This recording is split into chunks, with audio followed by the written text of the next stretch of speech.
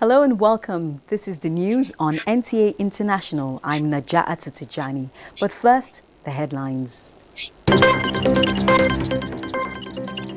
President Buhari congratulates Akinwumi Adesina on re-election for second five-year term as President, African Development Bank.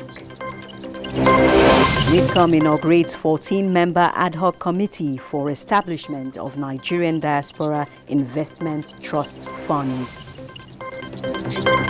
Stakeholders advocate routine immunization to sustain Nigeria's zero polio certification.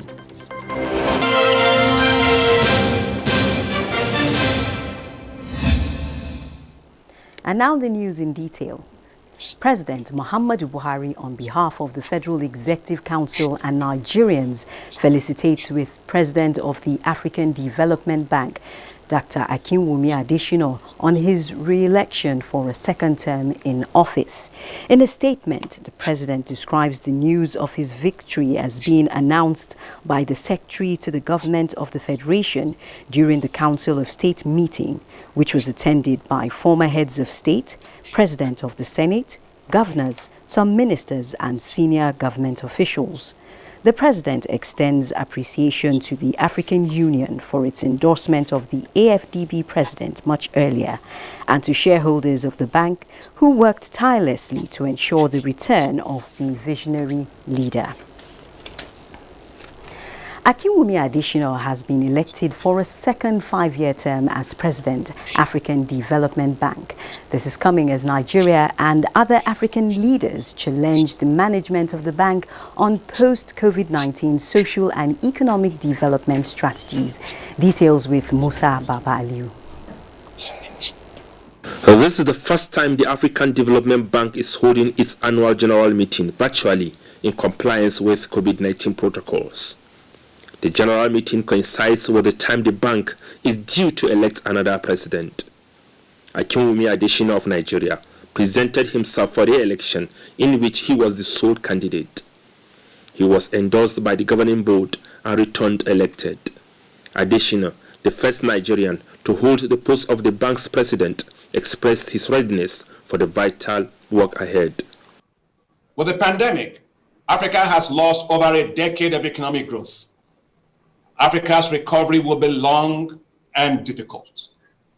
Now we must help Africa to build and to build back boldly, but smartly, paying greater attention to quality growth, health, climate, and environment. Nigeria's Minister of Finance, who represented her country during the meeting, said there is the need for the bank to put aside sentiment and work for the interests of the continent. I believe that a successful virtual annual meeting and the election of the president will send a strong signal to the world and regional member countries that the African Development Bank remains a strong and stable bank that will continue to partner with the continent in its developmental efforts, particularly at this time of global uncertainty and severe challenges. President Alassane Ouattara of Cote d'Ivoire challenged the governing board of the AFDB to come up with ambitious policy towards improving the socio-economic well-being of the people, which were disrupted by coronavirus pandemic. In Abuja, Musa Baba Aliyu, NTA News. And to speak more on the re-election of Akinwumi Adesina as President of the Africa Development Bank is Ikemesit Effiong, Head of Research at SBM Intelligence, Lagos. You're welcome to the news segment.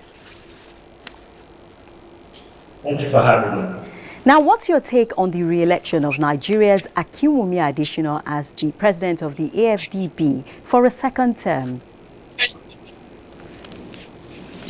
Well, there's no other way to look at it. It represents a very substantial geopolitical victory for Nigeria. If viewers would remember in the lead up to these elections, I can't remember in the immediate past history of the African Development Bank any election process this competitive and this fractious. There were allegations, there were whistleblower allegations within the AFDB of misconduct on the part of Mr. Adesina.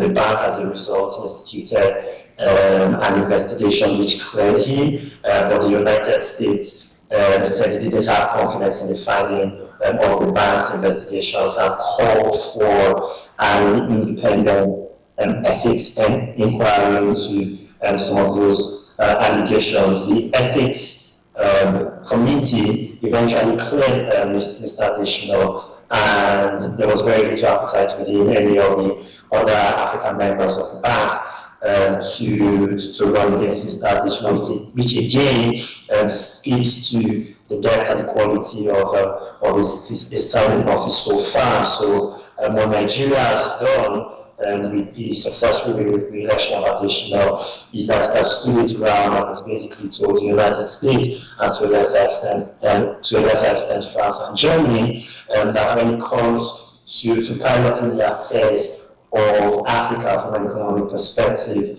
Nigeria is more than willing to take the lead and to take charge in driving a more sustainable and a more brighter economic future for the continent.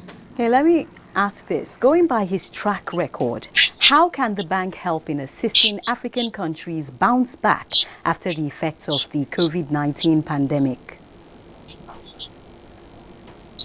Indeed. So the African Development Bank, under Mr. Additional, has proven to be very willing to intervene in some of the more targeted and specific economic needs of African states, and from intervention programs geared at deepening the digital economy right across the continent to supporting the infusion of technology into agriculture, which is still primarily subsistence-led across the continent. The EMDB has shown that it has a very strong appetite for being at the forefront of helping African member states create more viable and sustainable economies for Africans everywhere.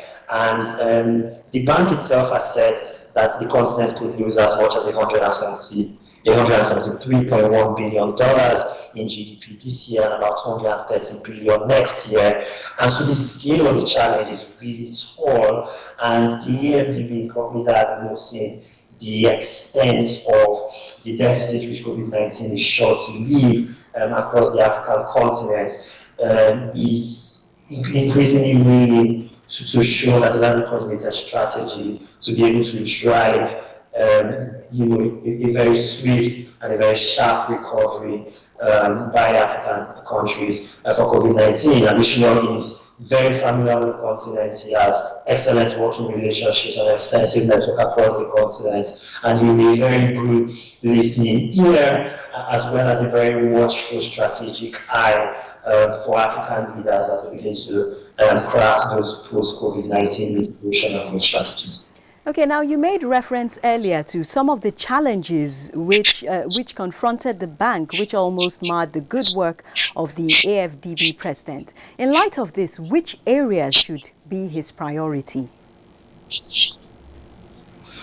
I've already alluded to the fact that Africa post-COVID-19, the strategy for getting Africa on more solid economic footing away from COVID-19, is something that the AFDB should be very concerned about. Another very key issue that the bank should also concern itself with is deepening African economic integration. As we all know, last year saw the coming into force of the African Continental Free Trade Agreement, an agreement which additional the AFDB supported robustly, also with support from their Nigerian as well as other African partners. And so driving that strategy towards deepening the economic links that African member states have. I think intra-African trade is something at about 14% of overall African trade, and so increasing that number and getting Nigeria and also other African countries to trade more with each other will also be a very, very would almost certainly be foremost on the mind of additional management team at the AFDB over the next 5 years. Once again, I want to thank you for joining us, Mr. Ikemesi Effiong, Head of Research at SPM Intelligence in Lagos. Thank you for having me. Similarly, President Muhammadu Buhari rejoices with Nigerian-born K.C. Madu, appointed Minister of Justice and Solicitor General for the Government of Alberta in Canada. In a statement by the Special Advisor to the President on Media and Publicity, the President describes the honor as historic, saying it once again shows that people of Nigerian descent are go-getters who distinguish themselves in different walks of life. K.C. Madu makes history as the first African-born provincial minister in Canadian history and is also the provincial secretary and keeper of the Great Seal of the province of Alberta. The President says as the first black justice minister and solicitor general in Canada, Madu has written his name in history books and urges Nigerians both at home and abroad to remain good ambassadors of the country.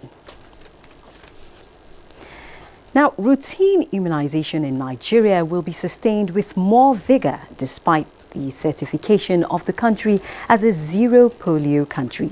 Stakeholders affirm this as Nigeria celebrates this great feat, which started almost 30 years ago. Hamman Jabani reports.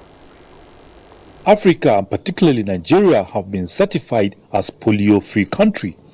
However, stakeholders say there is the need to be more vigilant to prevent the resurgence of wild polio virus, as 102 wild polio cases have been reported this year in Pakistan and Afghanistan. Nigeria and the region can defeat the importation of the wild polio virus if all commit to increasing vaccination coverage and strengthen surveillance. This gives us the confidence that if we deploy lessons learned and use the tools and management structures acquired, we can build and strengthen our primary healthcare network to sustain the tempo and gains for the broader aspiration of our health sector, which is to wipe out other vaccine-preventable diseases. Our traditional and religious leaders were pivotal to our overcoming the challenge of refusal of vaccination several years ago. This was one of the lessons we learned, albeit the hard way. But beyond sustaining it, we're going to do so much more. We're going to continue to improve routine immunization, exceed and surpass historical performances. Development partners, donors and key players commended the Nigerian government for addressing the polio virus challenges under the National Polio Emergency Operation Centers, but stressed the need to strengthen routine immunization and primary health care services. They gave assurances of continued support and partnership with Nigeria to maintain the zero polio status. Hamman Jabani, NTA News. Similarly, the Presidential Task Force on COVID-19 has drawn attention to the recent subtle change in epicenter of COVID-19 from Lagos, Kano and Ogun states to Plateau State. The task force notes that Lagos has passed its peak but calls for vigilance as the scourge is not yet over. Citizens are urged to continually comply with all non-pharmaceutical guidelines, including proper wearing of masks, maintaining social distance, and avoiding large gatherings, among others. It's important staying at home for the most vulnerable. As we keep to these simple protocols, our individual and collective efforts at balancing lives and livelihoods would achieve its intended benefits. The global trend in figures is unrelenting and progressing as many countries seek the best way to preserve lives while relieving the pressure on their economy. It is critical to find a delicate balance between the two sides, as some countries who have miscalculated this equilibrium were forced to change their ways and retrace their steps, or suffer a second COVID-19 wave after reopening their economy. We don't want to have a long tail. We all want to return to normal. The PTF will continue to work with federal and state agencies to ensure all government facilities are compliant. We appeal to private companies and institutions to strictly enforce these life-saving measures in their spaces. The PTF says its appreciation goes to some discharged persons who have been sharing their COVID-19 experiences in print and electronic media, and equally commends the media for its critical role in the fight against COVID-19. You're watching the news on NTA International. It's time for a break. More news when we return. Nigerians, let us take responsibility. Stay healthy, stay safe, and curb the spread of the virus. Take responsibility. The coronavirus spreads from one person to another. Let us avoid crowd gathering of any kind for any reason. Take responsibility. Avoid traveling from one state to another during these lockdown restrictions. Obey all the rules that are put in place. Take responsibility. Stop spreading fake news and unverified reports about the coronavirus. There is no known cure for COVID-19. Take responsibility. Observe all the measures that can help stop the spread of the virus. Together, we can do this, but only if we take responsibility.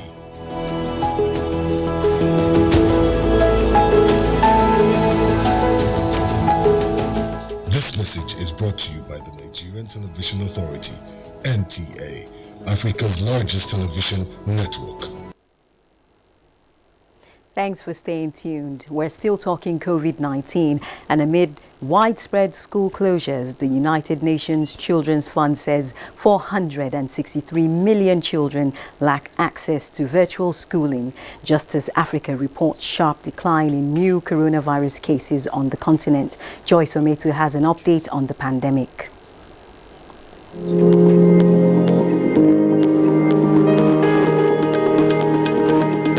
The Africa Centers for Disease Control and Prevention says 23 of Africa's 54 countries have continued to report a sustained decrease in new confirmed cases of coronavirus.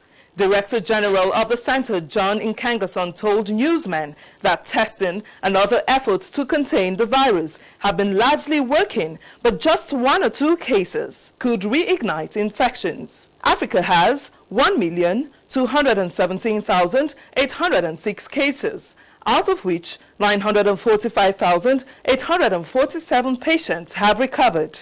The number of active cases on the continent is 243,282. Meanwhile, the World Health Organization's Regional Director for Europe, Dr. Hans Klug, said European countries are witnessing an increased number in COVID-19 infections among youths. He stressed that with winter coming, younger people are likely to come into closer contact with the elderly, raising the prospect of spread to the most vulnerable. In the meantime, the United Nations Children's Fund says 463 million children lack access to virtual schooling, which has become necessary during the coronavirus pandemic because they do not have the equipment or access to the internet. After gathering data from 100 countries, UNICEF said children in South Asia, Africa, the Pacific, and East Asia were most seriously affected. And a coronavirus research center in Johns Hopkins University says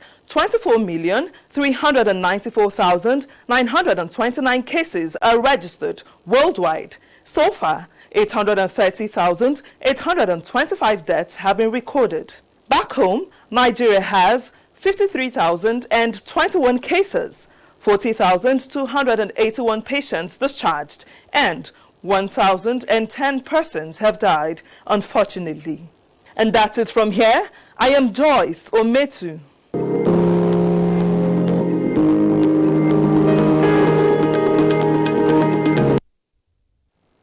Thank you, Joyce. A 14-member ad hoc committee on the establishment of the Nigerian Diaspora Investment Trust Fund has been mandated to advise on the mission, sources and objectives of the fund. Uche Ugochukwu reports. The Nigeria Diaspora Commission is mandated by the Act to harness the resources, skills and talents of the over 17 million Nigerians in diaspora for national development. Setting up a private sector-led Nigerian Diaspora Investment Trust Fund is one of the 3-point outcomes of the first Nigeria Diaspora Investment Summit in 2018 to assist in achieving the goal. Now the committees to advise NIDCOM on the following: the mission and objectives of the trust fund, the structure of the fund, especially a private sector led and driven by the Nigerians in the diaspora. This committee is set up with Nigerians of high repute, people of integrity, and who understand the investment climate globally and are patriotic enough to assist the Nigerian diaspora to complement government's efforts in national development. The ad hoc committee has Dr. Ali Garba as chairman and Professor Mani Anebunam as co-chairman. It is expected to submit a report in 1 month as a guide to the establishment and takeoff of the trust fund. Uche Ugochukwu, NTA News. And still on tech matters, the National Office for Technology Acquisition and Promotion, NOTAP, has so far generated a database of 7,000 Nigerian professionals, including those in the diaspora with expertise in engineering, science, technology and other fields. The Director General of the agency, Dan Azumi Ibrahim, confirmed that this is in line with the implementation of Executive Order No. 5. Justin Bem-Onyi reports. The Executive Order No. 5 was signed by President Muhammadu Buhari on the 2nd of February 2018. This order comes with the primary aim at improving local content in the execution of public-funded projects by ministries, departments and agencies of government. It also targets enhancing the utilization of indigenous skills in the execution of science and engineering projects of government.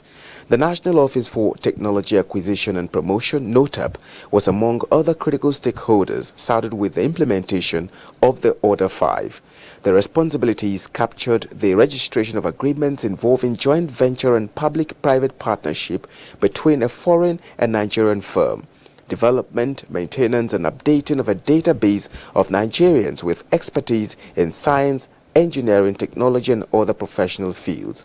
NOTAP says so far it has made efforts to generate a robust database of about 7,000 entries of Korean registered engineering personnel and consulting firms in Nigeria.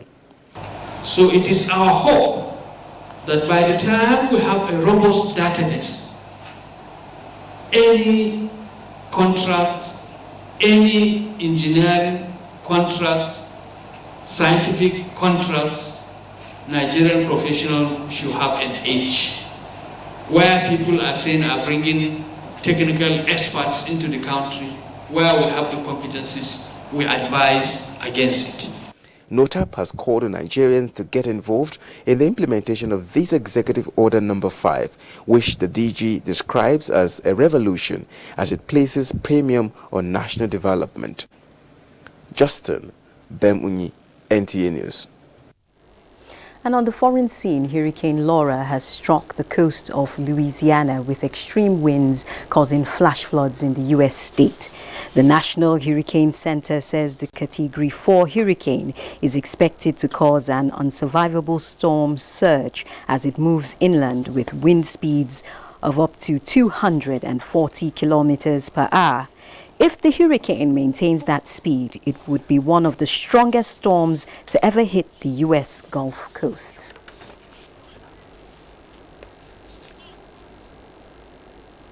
And up next is Sports Update.